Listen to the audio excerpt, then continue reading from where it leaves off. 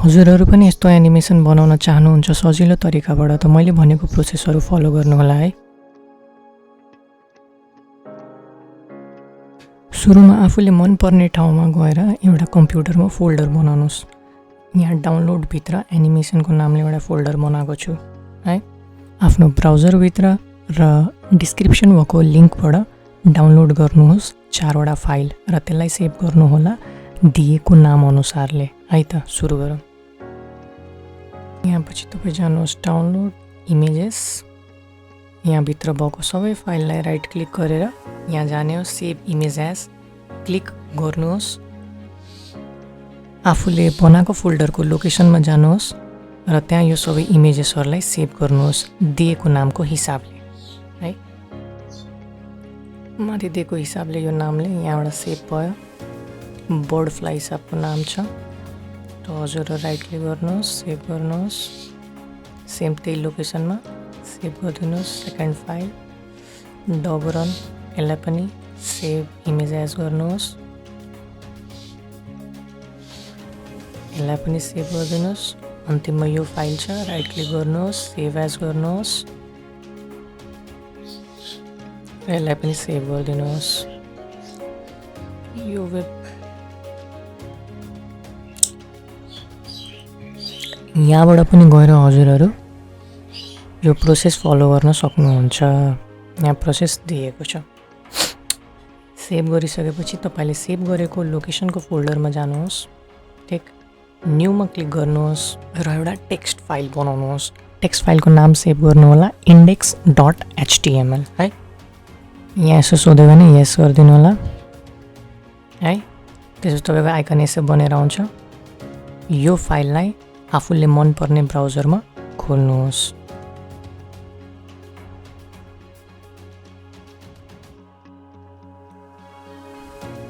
मैले यहाँ खोलिसकेँ। यो फाइलभित्र अहिले केही पनि लेखेको छैन, त्यसै लागि यहाँ तपाईँलाई सेतो स्क्रिन देखाइरहेको छ। यहाँ तपाईँले फाइल बनाएर राखिसकेपछि हजुरहरूले रनमा गएर नोटप्याड खोल्नुहोस् है।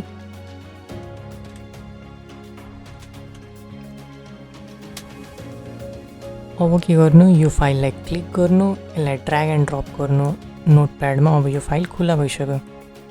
अब यहाँबाट हामीहरू स्टार्ट गर्छौँ कोडिङ गर्नको लागि है। हामीहरूले यो नोटप्याडमा जे पनि टाइप गर्छौँ हामीहरूले टाइप गरेको कुरा यहाँ रिफ्लेक्ट हुन्छ है त। सबैभन्दा पहिले इम्पोर्टेन्ट हुन्छ हाम्रो HTML को ट्याग स्टार्ट गर्नु। त यहाँ हामीहरू आफ्नो HTML को ट्याग स्टार्ट गर्दैछौँ। सेकेन्ड ट्याग हुन्छ हाम्रो हेड ट्याग। यहाँभित्र हामी राख्न गइरहेको छौँ टाइटलको ट्याग। टाइटल ट्याग राखिसकेपछि यो फाइललाई सेभ गरौँ है। सेभ गरिसकेपछि यहाँ हेर्न सक्नुहुन्छ कि हामीहरूले टाइटल राखेको छौँ एनिमेसन र यहाँ हेर्न सक्नुहुन्छ यहाँ मैले टाइटललाई एनिमेसन राखेको छु र तपाईँ मेरो ब्राउजर विन्डोमा हेर्न सक्नुहुन्छ कि यहाँ अहिले जहाँ index.html राखिरहेको छ।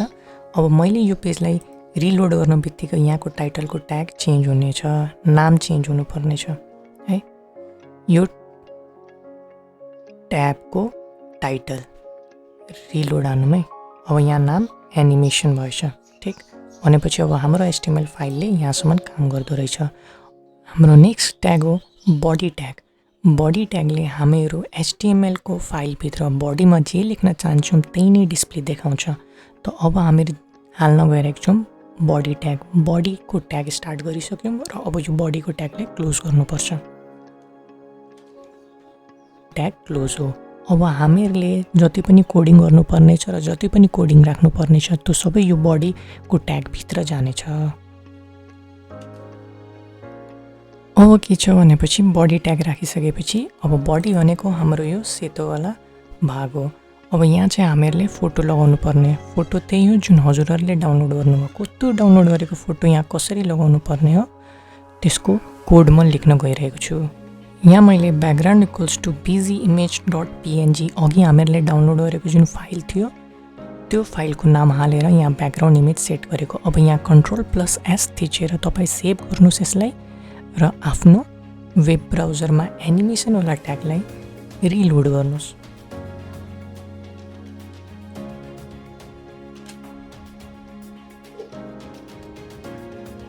अब यहाँ अब यहाँ तपाईँ हेर्न सक्नुहुन्छ कि हाम्रो इमेज त यहाँ लोड हुन भयो, तर यो इमेज फेरि रिपिट भइरहेको छ। यहाँ पनि सेम यही इमेज यहाँ तल पनि र यता पनि। अब हामीहरू यसलाई कसरी फुल इमेज गर्ने स्क्रिनको र यो रिपिट नहोस् भनेर यसलाई के गर्न सकिन्छ भनेर हाम्रो नेक्स्ट कोडिङतिर लागौँ। अब तपाईँ यहाँ हेर्न सक्नुहुन्छ कि मैले बडीको ट्यागभन्दा माथि स्टाइलको ट्याग राखेको छु। ठिक छ, किनभने हामीहरू बडी बनाउनुभन्दा अगाडि बडीमा कस्तो खालको स्टाइल हुनुपर्छ इमेजको त्यो कुरा यहाँ हामीहरू ब्राउजरलाई भन्न गइरहेको छौँ। त्यसै लागि हामीहरू यो स्टाइलको ट्याग ओपन र क्लोज राखेको छौँ। यहाँभित्र हामीहरू बाँकीको कोड लेख्न जाँदैछौँ। ल त बाँकीको कोड यस प्रकार छ। हामीहरू यो स्टाइल कुन चाहिँ एलिमेन्टमा लगाउँदैछौँ? बडी भन्ने ट्यागको लागि। त बडी भन्ने ट्यागको लागि ओपन र यो क्लोज यसको ब्रेसेस दिएको छौँ र हामीहरूलाई के चाहियो? हाम्रो ब्याकग्राउन्ड इमेज रिपिट नहोस् भनेर नो रिपिट लेखिरहेको छ। ठिक, र हाम्रो ब्याकग्राउन्ड इमेजको साइज हुनुपर्छ विथ पनि 100% र यसको हाइट पनि 100%। त्यो हामीहरू स्टाइलमा जनाएको छौँ। र यो ब्याकग्राउन्डको जुन हामीहरू फोटो एट्याच गर्न गइरहेको छौँ त्यो फिक्स हुनु पर्यो, मतलब कि त्यो फोटो मुभ हुनु भएन। अब यति लेखेर हजुरहरू सेभ गर्नुहोस् यसलाई र फेरि त्यो अघिको एनिमेसनवाला ट्याबमा गएर यसलाई यहाँबाट रिलोड गरिदिनुहोस् एकचोटि। अब रिलोड गरेपछि हजुरहरू हेर्न सक्नुहुन्छ कि हामीहरूले हालेको फोटो पुरै ब्राउजरमा फिट भएछ, रिपिट पनि भएन। यहाँबाट हामीहरू एउटा स्टेप क्रस गऱ्यौँ। यो हाम्रो पहिलो स्टेप थियो है। अब जाऊँ हामी स्टेप नम्बर 2 तिर। अब हामीहरू यसमा चरा लगाउन जाऊँ है। हाम्रो फोटोमा चरा हाल्नुपर्ने हो। त चराको नाम र ट्याग हालिरहेको छ। राखेर यसलाई सेभ गर्नुहोस् र पेजमा गएर एकचोटि रिलोड गर्नुहोस्। यहाँ हेर्न सक्नुहुन्छ कि हाम्रो चरा यहाँ आइसक्यो।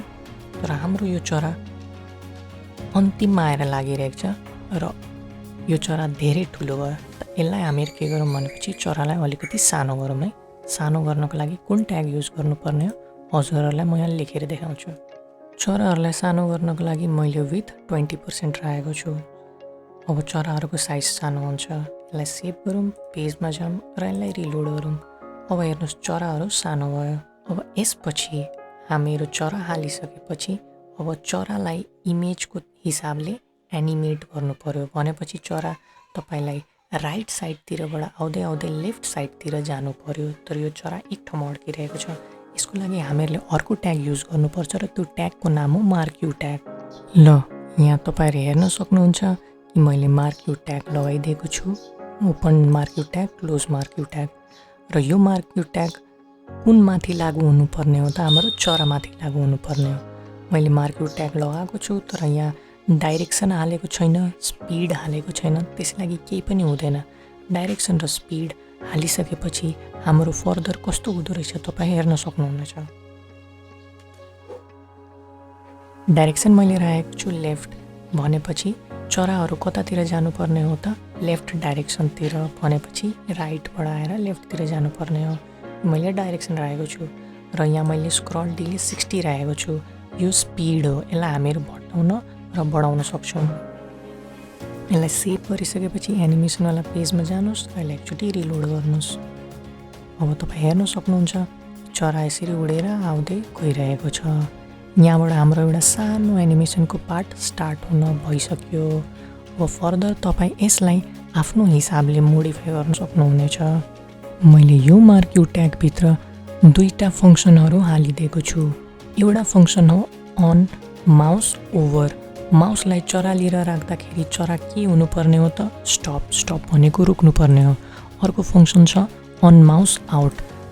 माउसलाई चराबाट हटाउन बित्तिकै चराहरू के हुनुपर्ने हो त? उड्नको लागि स्टार्ट हुनुपर्ने हो। यो फङ्सनले गर्दा हामीहरू चराहरूको रोक्नु र उड्नुलाई कन्ट्रोल गर्न सक्छौँ। र त्यो कसरी हुन्छ तपाईँ हेर्न सक्नुहुन्छ। एनिमेसनमा गएर यसलाई रिलोड गरौँ। अब यहाँ तपाईँ हेर्नु चराहरू उड्दैछ। म आफ्नो माउस लगेर अगाडि राख्छु, चराहरू रोक्यो। माउस हटाइसकेपछि फेरि उड्न स्टार्ट गर्यो। फेरि यहाँ लगेर फेरि रुक्छ यहाँ। अब यहाँबाट हामीहरू अर्को फङ्सनतिर जाऊँ। अब हामीहरूले चरा लगाइसकेपछि सेकेन्ड हामीहरू लगाउनेवाला छौँ कुकुर। त अघि गरेको जस्तै इमेजको ट्यागभित्र हामीहरूले कुकुरको सोर्स र कुकुरको साइज कति हुनुपर्ने हो भनेर त्यहाँ हामीहरूले लेखिदिएको छौँ। यसलाई हामीहरूले सेभ गर्ने, एनिमेसनमा जाने, रिलोड गर्ने है। अब तपाईँ यहाँ हेर्न सक्नुहुन्छ कि कुकुर हाम्रो आकाशमा छ। कुकुरलाई हामीहरूले यहाँ जमिन मुनि ल्याउनु पर्नेछ। त जमिन मुनि ल्याउनको लागि हामीहरूले के गर्नुपर्ने छ, हामीहरूले ब्रेक ट्यागको युज गर्नुपर्नेछ। जतिवटा ब्रेक ट्याग हाल्यौँ हाम्रो कुकुर त्यति मुनि यहाँ आउनुपर्नेछ।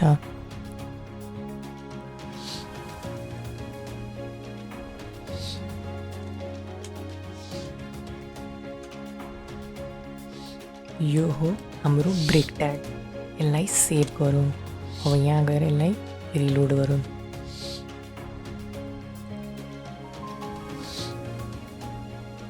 अझै ट्याग लगाउँ।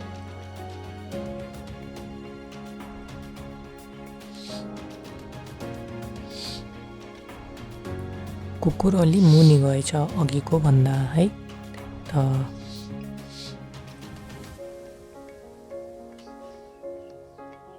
यहाँ मैले धेरैवटा ब्रेक ट्याग लगाएर कुकुरलाई अझै यहाँ रोड लिएर ल्याउन खोजिरहेको छु।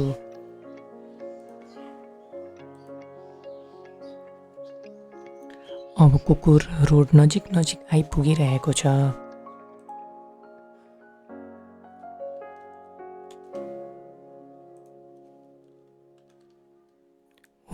कुकुर अब रोडमा पुगेछ। अब कुकुर पछि हामीहरूले यहाँ लगाउनु पर्ने हो, त्यो हामीहरूले मान्छे लगाउनु पर्ने हो। अब तपाईँ यहाँ हेर्न सक्नुहुन्छ कि मैले मान्छेको पनि साइज र त्यसको ट्याग हालेर यहाँ राखिदिएको छु। यो फाइललाई सेभ गरिसकेको छौँ। अब यसलाई रिलोड गरौँ। रिलोड गरिसकेपछि अब तपाईँ यहाँ हेर्न सक्नुहुन्छ कि मान्छे र कुकुर यहाँ रोडबाट मुनि गएछ। तपाईँ तलमाथि इमेज एड गरिसकेपछि इमेज तल र माथि जान्छ। तपाईँ आफ्नो सुविधाको हिसाबले यहाँबाट ब्रेक ट्याग डिलिट गर्न सक्नुहुन्छ।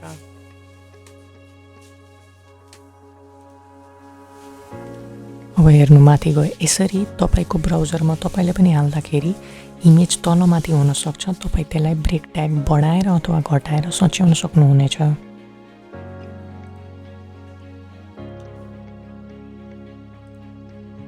अब ब्रेक ट्याग आफ्नो हिसाबले घटाउने र बढाउने गरिसकेपछि अब यो सबै मान्छेहरूलाई हामीहरूले कुन डाइरेक्सनतिर लग्नु पर्यो, लेफ्टबाट राइटतिर।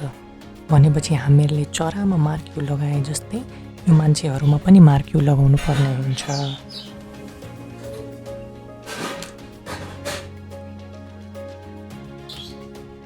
अब तपाईँ हेर्न सक्नुहुन्छ कि मैले यहाँ मार्क्यु लगाइसकेको छु। अब के छ भनेपछि यो मार्क्यु केमा लागेको छ त, यो कुकुरमा लागेको छ र मान्छेमा लागेको छ। त्यो हिसाबले के हुन्छ, मार्क्युको डाइरेक्सन छ कतातिर जानुपर्ने, राइट साइडतिर। र यहाँ स्पिड छ। अर्को कुरा के हो, माउस राख्दाखेरि रोक्ने, माउस हटाउँदाखेरि फेरि यिनीहरू कुद्न थाल्ने। अब तपाईँ यो पेजलाई गएर रिलोड गर्नुहोस्। अनि तपाईँ हेर्न सक्नुहुन्छ कि मान्छे कुद्न स्टार्ट भयो। माउस लगेपछि रुक्छ, माउस हटाएपछि जान थाल्छ। अब यहाँबाट तपाईँको यो एनिमेसन पुरा भयो। तपाईँ यस्तै खालको अझै एनिमेसन चाहनुहुन्छ भने तपाईँ मैले हालेको यो सबै सोर्स कोड हजुरहरूलाई यहाँ मेरो वेबसाइटभित्र एभाइलेबल छ स्टेप्सको साथै। यहाँबाट तपाईँ यो सबै सोर्स कोड कपी पेस्ट गर्न सक्नुहुन्छ आफ्नो नोटप्याडमा। मैले एउटा अझै यस्तै नै एनिमेसन खालको भिडियो बनाएको छु। यत्तिकै म्युजिक भिडियो हो। एउटा एक्जाम्पल यस्तो खालको अर्को पनि एनिमेसन बनाउन सकिन्छ भनेर हजुरहरू युट्युबमा सर्च गर्न सक्नुहुन्छ, जसको लिङ्क म डिस्क्रिप्सनमा हालिदिन्छु। अनि यो वाला लोकेसनमा गएर तपाईँ यो वाला भिडियो हेर्न सक्नुहुन्छ। मैले यसरी नै एनिमेसन युज गरेर यो भिडियो बनाएको छु है। यो खालको भिडियो म यसको लिङ्क हजुरलाई डिस्क्रिप्सनमा हालिदिन्छु। यहाँ हेर्नु।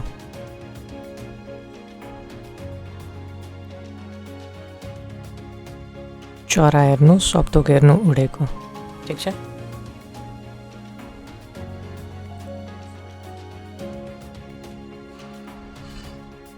टिल देन हजुरहरू सबैलाई मेरोतिरबाट धन्यवाद यहाँसम्म बनिदिनु भएकोमा।